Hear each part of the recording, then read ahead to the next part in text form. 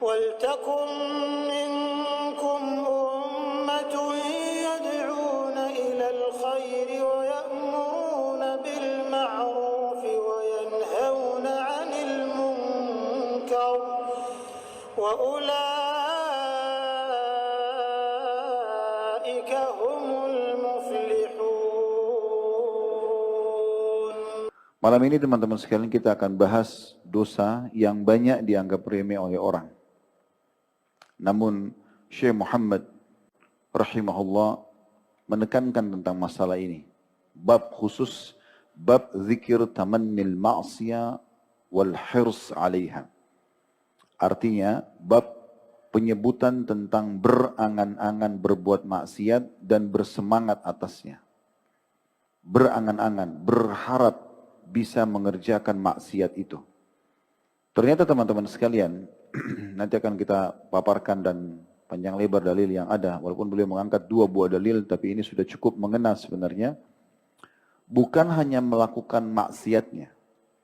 Baru berangan-angan saja, berharap peluang dosa itu bisa kita raih. Dan kita betul-betul bertekad dalam hati. Di saat ada peluang kita akan lakukan, sudah cukup terhitung dosa. Dan tergantung yang kita angan-angan itu dosa besar atau dosa kecil. Kalau kita angan-angani dosa kecil, berarti dosanya juga kecil. Kalau kita angan-angani dosa besar, berarti dosanya juga besar. Ini dengan niat dan tekad ya. Bukan orang yang sekedar kalau ada kesempatan dia antara milih atau tidak gitu. Bukan. Memang dia mengatur program dalam hidupnya. Malam ini saya akan berzina. Malam ini saya akan mabuk. Dan dia bertekad untuk itu. Maka ini bisa masuk dalam kategori dosa. Ini yang dimasukkan oleh beliau dalam bab ini. Jadi baru berangan-angan tapi dengan tekad yang kuat. Dia akan kerjakan. Mungkin dia hanya terhalangi dengan ban motornya, ban mobilnya pecah. Mungkin terhalangi hanya karena cuaca. Tapi tetap dia ingin kerjakan sebenarnya. Di saat tidak ada halangan dia akan kerjakan. Sudah cukup itu. Akan menjadi bab sendiri oleh para ulama menjadi bab dosa. Sebelum panjang lebar kita jelaskan ini teman-teman sekalian. Saya ingin menitik beratkan dulu dan mengetuk hati saya pribadi, kemudian teman-teman sekalian. Kalau beribadah itu enak, indah. Dicintai oleh Allah, mendapatkan pahala besar, disuka oleh manusia. Sering saya bahasakan dalam pengajian ini. Jadi seperti antum hadir di majelis ilmu seperti ini, tanpa harus melihat siapa yang mengisi materi, asal dia menyampaikan qala Allah, qala Rasul, sesuai dengan pemahaman para salafus salih dari sahabat, dari tabi'in, benar rujukannya, maka dengarkan. Tapi duduk seperti ini punya kenikmatan. Kira-kira teman-teman, kalau tidak punya kenikmatan, apa antum mau datang ke Blok M ini? Jauh-jauh, macet, parkir bayar, harus datang lebih cepat kalau mau di depan, dan seterusnya. Kalau nggak ada kenikmatan tersendiri dalam hati kita, nggak mungkin kita mau datang kan? Sekarang sama juga, kalau kita lagi sholat 5 waktu, apalagi di saat antum sudah memprogramkan, misalnya saya komitmen mulai sekarang mengejar sholat 5 waktu di masjid, azan saya akan sholat, antum sudah komitmen, dan antum jalankan, walaupun ini adalah baru usaha, setiap azan pergi, maka ada kenikmatannya, terbukti kenikmatannya ada, kenapa? Pada saat kita luput 1 kali sholat berjamaah, merasa menyesal nggak? Itu berarti di ibadah itu ada kenikmatannya. Otomatis. Nah kenikmatan ini susah dibayar, susah dibeli, nggak bisa, nggak ada nilainya. Ini terlalu tinggi gitu. Untuk membuat kita nikmat dalam sholat, nikmat dalam hadir majelismu, nikmat pada saat merasa kepuasan jiwa pada saat bersedekah, baca Quran, berdoa, amar ma'ruf nahi mungkar, bakti sama orang tua, haji dan umrah, apa saja. Itu nilainya mahal sekali. Dan kenikmatan dalam ibadah ini akan terus bertambah. Sesuai dengan kadar bagaimana kita menjauhi maksiat. Kalau kita masih membuka pintu kemaksiatan, kadar kenikmatannya ibadah itu berkurang. Tapi makin kita jauhi kemaksiatan, maka kadar kenikmatan ibadah itu makin tinggi. Makin terasa khusyuk dalam sholat, makin terasa ingin meningkatkan kuantitas tambahan selain kualitas, tentunya kualitas sudah tidak dibahas lagi. Kuantitas dari ayat-ayat Al-Quran yang kita baca. Makin kita ingin menambah kualitas sedekah kita. Jam yang kita hadir dalam majelis, mendengarkan majelis ilmu dan seterusnya. Makin bertambah terus. Beda dengan kemaksiatan teman-teman sekalian. Kemaksiatan itu dia makin dikerjakan makin membuat sumpek, makin membuat suntuk, makin membuat ya pelin-pelan, tidak tahu harus berbuat apa. Ini hal yang harus difahami di awal. Jadi membuka pintu maksiat tidak ada gunanya. Karena dia hanya akan mengundang murkahnya Allah, mendatangkan dosa, plus lagi memang membuat suntuk. Sumpuk. Tentang sholat malam, ada beberapa hadis diangkat oleh Al-Mundhiri rahimahullah dalam kitab beliau At-Targhib wa Tarhib. Unik hadisnya itu. Kata Nabi SAW, siapapun yang ingin tidur, pasti akan diikat oleh syaitan dengan beberapa ikatan di tengkuknya, di leher bagian belakang. Kalau dia bangun, berzikir kepada Allah, maka terlepas satu ikatan. Kalau dia berudu, terlepas satu ikatan lagi. Kalau dia sholat, terlepas ikatan semuanya. Maka kata Nabi SAW, engkau akan temukan orang itu yang lepas tadi ikatan syaitan dan dia memaksakan diri dalam ibadah, engkau akan temukan dia berjiwa ceria, ya, berwajah ceria. Serta juga dia akan mendapatkan semua jenis kebaikan pada hari itu. Dalam riwayat lain, nasyitan, dia akan semangat dalam hidup. Sebaliknya, kalau orang itu tidak bangun, ya, tidak berzikir pada saat bangun tidur, tidak mau ibadah, bermaksiat kepada Allah, karena ini tentu maksiat yang membuat dia tidak bisa bangun gitu. Telinganya dikencing oleh syaitan dalam beberapa hadis yang lain, maka kebablasanlah sholat malamnya, kebablasan sholat subuhnya, maka engkau akan temukan, kata Nabi SAW, jiwanya murung, mukanya murung, dan jauh dari semua kebaikan. Dalam riwayat lain, malas. Berarti ibadah itu punya kenikmatan tersendiri dan punya banyak efek-efek positif. Tapi kesempatan ini kita akan lebih banyak menyentuh tentang masalah efek buruk daripada maksiat itu. Supaya kita berharap untuk diri saya dulu, kemudian teman-teman sekalian, udahlah selesai, yang masa lalu, masa lalu. Tapi mulai malam ini ke depan, setiap kali kami menyampaikan pengajian, sering kami sampaikan itu. Kalau ada seseorang yang hadir di sini tersentuh dengan apa yang kami sampaikan, berarti itu Allah yang ingin dia tersentuh karena hidayah dari Allah. Dan mulai malam ini ke depan, kita tidak bicara lagi ke belakang. Seorang mukmin memang harus berubah dari yang biasa menjadi ya, luar biasa. Harus bisa begitu. Ibadah yang biasa menjadi ibadah yang luar biasa, gitu kan. Ketaatan yang biasa menjadi luar biasa juga. Begitu juga dengan meninggalkan dosanya. Baik teman-teman sekalian, saya bacakan dulu 2 buah dalil yang diangkat oleh penulis di sini. Yang pertama hadis dalam As-Sahihain, dalam riwayat Bukhari Muslim dari Abu Bakar radhiyallahu anhu bahwa Rasulullah sallallahu alaihi wasallam bersabda, "Idzal taqal muslimani bisayfihima fal qatilu wal maqtulu finnar." Qalu ya Rasulullah, hadzal qatil fama balul maqtul? Qala innahu kana harisan ala qatli sahibihi. Hadis ini riwayat Bukhari Muslim ya. Terjemahannya, kata Nabi SAW, jika 2 orang Muslim bertemu, bertarung dengan menggunakan pedang masing-masing, maka yang membunuh dan yang dibunuh dua-duanya masuk neraka. Ya, saya ulangi, jika 2 orang Muslim bertemu, bertarung membawa pedang masing-masing, maka yang dibunuh dan yang membunuh dua-duanya masuk neraka. Para sahabat mengatakan, ya Rasulullah, orang yang membunuh kami tahu. Jelas dia yang membunuh, dia wajar masuk neraka. Tapi, fama balul maktul, bagaimana dengan orang yang dibunuh? Kok bisa masuk neraka juga? Apa kata Nabi SAW? Karena sesungguhnya dia benar-benar niat, bertekad, kalau dia tidak terbunuh, dia akan bunuh rivalnya. Kebetulan kan dia terbunuh. Kalau dia tidak terbunuh, dia akan membunuh nggak? Nah, seperti itu. Berarti karena tekad yang kuat tadi akan mengerjakan dosa, sudah cukup terhitung dosa. Dia gagal karena tidak berhasil saja. Tapi memang dia tetap mau kerjakan. Kapan dia bisa bangkit, dia akan tetap kerjakan. Dia akan tetap membunuh. Nah, di sini berarti dia akan mendapatkan dosa itu. Ini tidak masuk teman-teman di dalamnya kalau orang baru dibisikin sama syaitan. Syaitan bisikin, suruh dia berzina, suruh dia mencuri, suruh dia menggibah. Tapi antum bisikan tersebut antum tepis, antum tidak mau ikutin. Itu tidak masuk dalam masalah ini. Ini orang yang betul-betul bertekad nih. Dia betul-betul berangan-angan, berharap peluang itu terjadi pada dia. Di poin ini saya ingin titik beratkan juga sebuah hal penting. Ingat, semua pelanggaran ada konsekuensi hukum. Antum kalau melanggar di perusahaan, ada konsekuensi hukum kan? Walaupun bisa saja dimaafkan. Tapi kebanyakan pelanggaran harus ada hukumannya.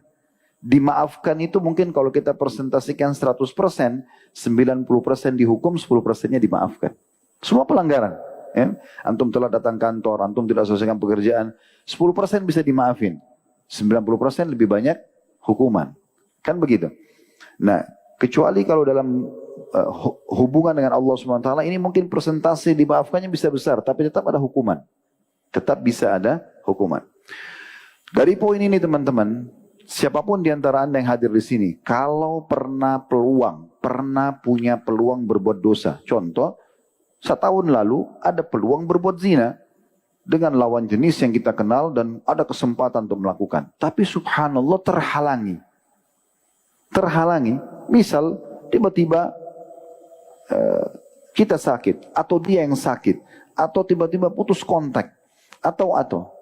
Sebenarnya kalau terjadi kesempatan itu kita akan kerjakan, dan kita bertekad, itu kan bisa dosa ya. Nah, tapi poin di sini, kalau seandainya Allah menghalangi kita nggak jadi buat perzinahan itu, jangan pernah menyesali itu teman-teman sekalian. Jangan bilang, coba dulu saya lakukan. Paham gak? Kenapa? Karena kalau antum melakukan, walaupun terbuka pintu taubat setelah ini karena masih hidup, tetap itu ada konsekuensi hukuman. Jadi di saat Allah menyelamatkan kita dari satu perbuatan dosa, berarti kita selamat dari hukuman dosa itu. Jadi jangan sesali. Bisa ditangkap gak pesannya nih? Nah, jadi jangan pernah sesali kesempatan berbuat dosa yang luput. Justru syukuri karena tidak jadi. Jangan bilang, oh coba dulu saya lakukan saja. Coba dulu saya mencuri saja, saya gibah saja, saya nipu saja, saya zina saja. Enggak, karena kalau antum melakukan ada konsekuensi hukum. Justru syukuri karena tidak terjadi. Fahami ini ya, karena banyak di antara anak-anak muda biasa terpengaruh begitu.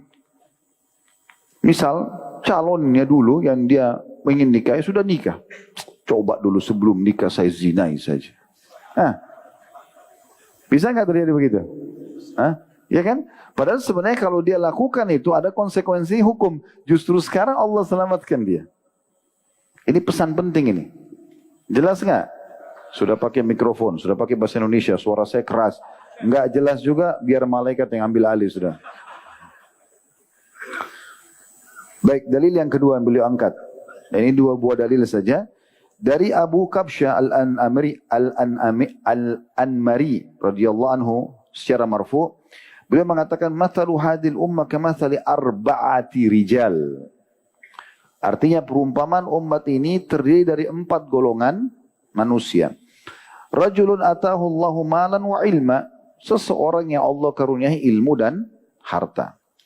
Fahuwa ya'malu fi malihi bi'ilmi, maka dia mengaplikasikan ilmunya di hartanya. Dia sudah pintar agama, kaya raya. Lalu dia kontrol ilmunya, hartanya dengan ilmunya. Jadi sumbernya harus halal, keluar juga ke halal. Sudah kita pernah kasih gambaran ini ya. Wa rajulun atahu Allahu ilman wa lam yu'tihi malan. Golongan yang kedua adalah orang yang Allah karuniai ilmu tapi enggak punya harta. Ya. Faqala law kana li malun mithlu mali fulan la amiltu fihi mithla amalihi. Lalu dia bertekad, dia berkata antara dia sama Tuhannya Allah, dia niat dengan dalam hatinya dengan tulus, kalau seandainya Allah memberikan saya sama dengan fulan, golongan pertama yang sibuk mengontrol uangnya dan mengeluarkan sesuai dengan ilmunya sehingga suka berinfak di jalan Allah, maka saya akan buat yang sama. Kata Nabi SAW, fahuma fi ajri sawa. Pastikan kedua orang ini sama pahalanya. Padahal golongan kedua belum sempat mengerjakan karena nggak punya harta. Antum lihat masjid ini besar. Oh, Masya Allah besar sekali masjid ini. Di titik ini antum bisa dapat pahala seperti pendirinya masjid ini. Pernah nggak berpikir begitu?